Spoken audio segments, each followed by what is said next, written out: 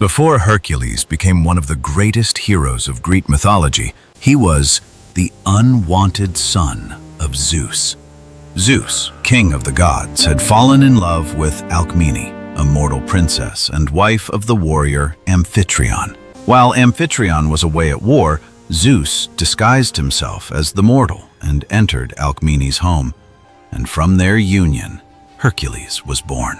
But when Hera, queen of the gods, discovered Zeus's betrayal, her anger turned toward the child. Hercules had done nothing wrong, yet Hera would spend her entire life trying to destroy him. Even as an infant, Hercules survived her first attempt. Hera sent two enormous serpents into his room, but the baby grabbed them with his bare hands and crushed them. As Hercules grew, his incredible strength became legendary. He became a powerful warrior, married Megara, and had children of his own. For a brief time, he lived peacefully. Then Hera struck again. She drove Hercules into a terrible madness.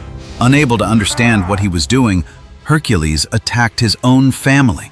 When the madness finally passed, he was horrified by what he had done. His wife and children were gone. Broken by guilt, Hercules traveled to the Oracle of Delphi and begged for a way to atone. He was commanded to serve King Eurystheus and complete 12 impossible labors in order to cleanse his soul. His first great challenge was the Nemean lion, a monstrous beast whose golden hide could not be pierced by ordinary weapons. Hercules trapped the lion inside its cave and fought it with his bare hands. After a brutal struggle, he strangled the beast and claimed victory. But the next challenge was even more terrifying. In the swamps of Lerna lived the Hydra, a serpent with many heads. Every time Hercules cut one off, two more grew in its place.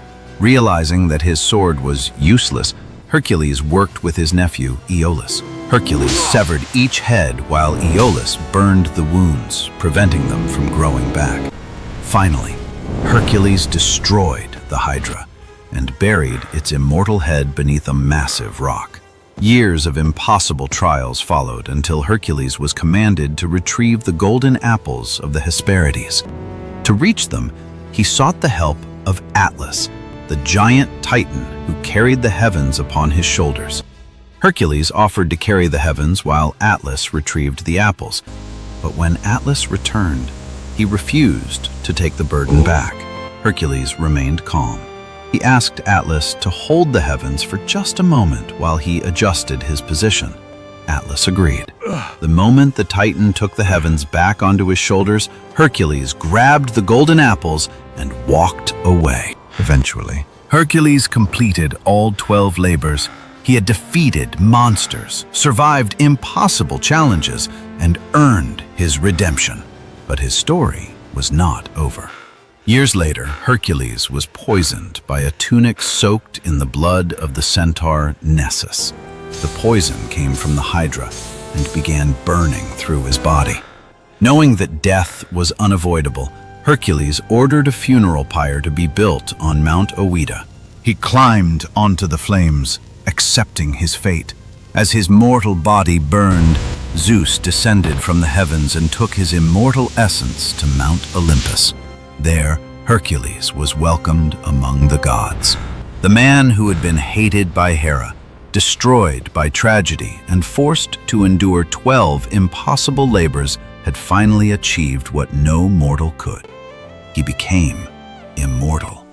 Hercules had begun his life as the unwanted son of a god and ended up as a god himself.